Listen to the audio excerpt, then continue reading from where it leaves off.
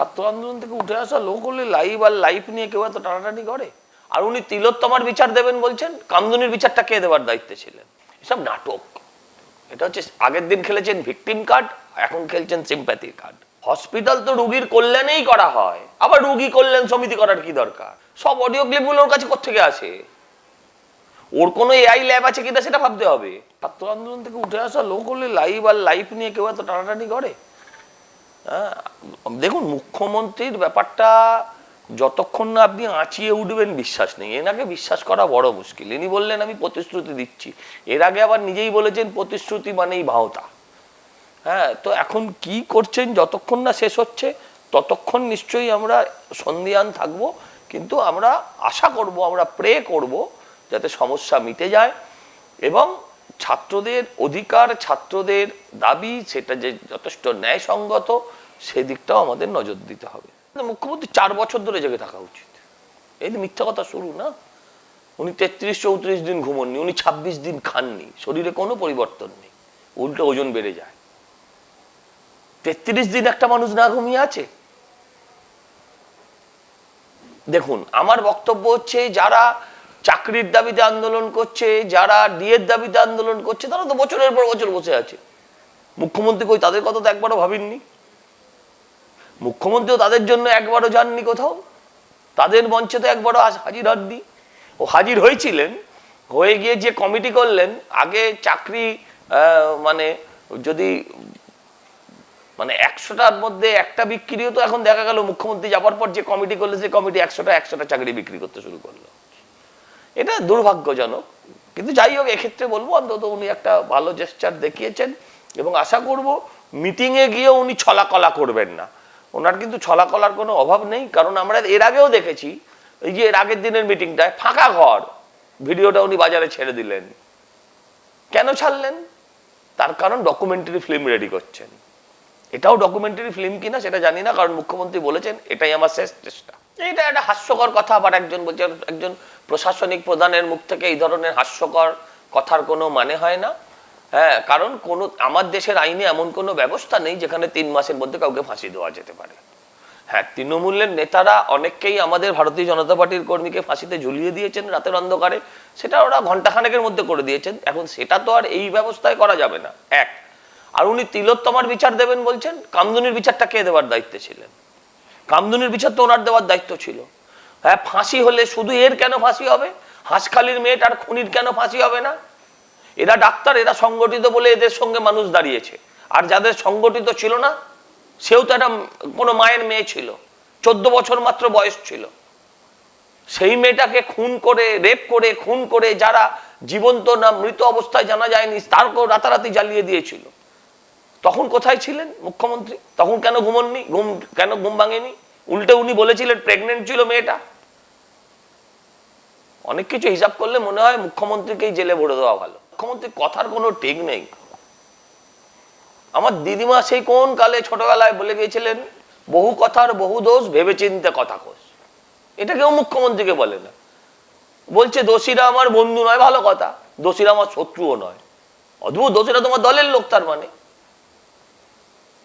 দোষীরা তোমার ভাইপো ভাইজি হয়, তাহলে অদ্ভুত কথা না? এখন সব কথাকেই যদি কথার ভুল মুখ্যমন্ত্রীর ধরে নেওয়া হয়, তাহলে কথা না বলাই ভালো মুখ্যমন্ত্রী। সন্দীপ ঘোষ মুখ্যমন্ত্রী চিনতেন না? সন্দীপ ঘোষকে অভিক দেখে মুখ্যমন্ত্রী চিনতেন না? সারা ভারতবর্ষের মানুষ জানে এরা দুর্নীতিগ্রস্ত, শুধু মুখ্যমন্ত্রী জানতেন না? সারা ভারতবর্ষের মানুষ জানতেন এরা দুর্নীতিগ্রস্ত, মুখ্যমন্ত্রী খালি জানতেন না। এসব নাটক। এটা হচ্ছে আগের দিন খেলেছেন ভিকটিম কার্ড, এখন খেলছেন সিম্প্যাথি কার্ড। কোথায় ব্যাঘ্র? কোথায় ব্যাঘ্র? ওতে কোনো ব্যাঘ্রও নেই, কোনো ব্যাঘ্রও নেই, নাটক। বলছেন বিনীত গোয়েল পদত্যাগ করতে এসেছিলেন। আচ্ছা, বিনীত গোয়েল তার কদিন আগে যারা গেছিলেন বিনীত গোয়েলের সঙ্গে, যে ডাক্তাররা মিট করতে, তাদেরকে কি বলেছিলেন? যে আমি আমার টিম এবং আমার কাজে আমি অসন্তুষ্ট নয়, আমি সন্তুষ্ট। যদি উচ্চপদস্থ কর্তারা বলেন তাহলে আমি ছেড়ে দেবো। আর উনি বলছেন যে বিনীত গোয়েল পদত্যাগ করতে এসেছিল, আমি নিইনি। অদ্ভুত কথা। মুখ্যমন্ত্রী আসলে একটু বিশ্রাম দরকার। মানে আমি বলি যে হসপিটাল করা তো রোগীর কল্যাণে, আবার রোগীর কল্যাণ সমিতি করার কি দরকার? হসপিটালটা তো করেইছি রোগীর কল্যাণে। হসপিটালটা কিসের জন্য? হসপিটালটা তো হোটেল নয় যে টুরিস্ট এসে বেড়াতে এসে থাকবে।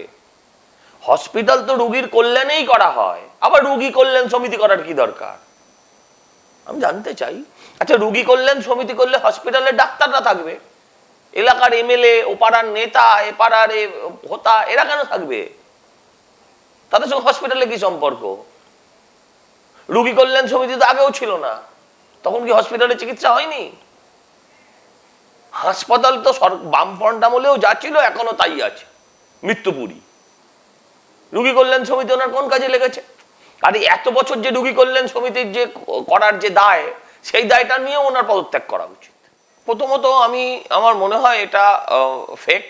কারণ এর আগেও আমরা দেখেছি, যখন উড়িষ্যা রেল দুর্ঘটনা হলো তখনও একটা অডিও ক্লিপ ওর কাছে এলো, কদিন আগে একটা অডিও ক্লিপ সেও ওর কাছে এলো। সব অডিও ক্লিপগুলো ওর কাছে কোত্থেকে আসে? ওর কোনো এআই ল্যাব আছে কিনা সেটা ভাবতে হবে। সব অডিও ক্লিপগুলো কোত্থেকে আসে?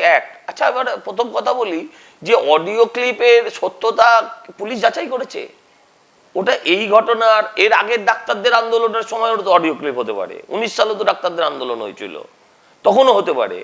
এটা কখন হলো, কিভাবে হলো না হলো না বিচার করেই একজনকে এভাবে গ্রেপ্তার করা, সে তার সঙ্গে দিদির কোথাও একটা দিল্লিতে হলেও তাদের সঙ্গে জোট আছে, তাদের সঙ্গে আমাদের দূরস্থ অব্দি কোনো জোট নেই। কিন্তু কোনো রাজনৈতিক কর্মীকে বিরোধী রাজনৈতিক কর্মীকে অকারণে যদি গ্রেপ্তার করা হয়, তাহলে সেটা দুর্ভাগ্যজনক। পুলিশ বলেছে তাদের কোনো সন্দেহ নেই। আচ্ছা, এই কদিন আগে যে নবান্ন অভিযানের আগের দিন 4 জনকে ধরেছিল না পুলিশ, তাদের কাছেও ষড়যন্ত্র নিয়ে কোনো সন্দেহ ছিল না পুলিশের, বিকেলবেলা ছেড়ে দিয়েছিল বিনা মামলায়, কোনো কেস না দিয়ে ছেড়ে দিয়েছিল। এই তো হচ্ছে পুলিশের অবস্থা। পুলিশ বিশ্বাসযোগ্যতা হারিয়েছে, মুখ্যমন্ত্রী বিশ্বাসযোগ্যতা হারিয়েছেন। যখন যতগুলো টিভি চ্যানেলে বা আপনাদের পোর্টালে যখনই দেখানো হচ্ছে মুখ্যমন্ত্রী এসেছেন, তার তলায় মানুষের কমেন্টস গুলো পড়ে দেখুন। কতজন মুখ্যমন্ত্রীকে স্বাগত জানাচ্ছেন আর কতজন মুখ্যমন্ত্রীকে বলছেন নাটক করতে এসছেন।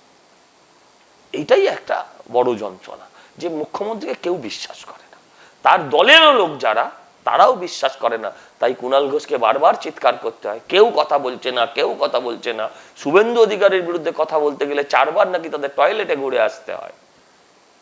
এটা দুর্ভাগ্যজনক ওই দলের পক্ষে, কিন্তু আসলে এরা বিশ্বাসযোগ্যতা হারিয়েছে সম্পূর্ণভাবে। আমার ঘন কালো চুলের রহস্য এনপির ফার্মেট।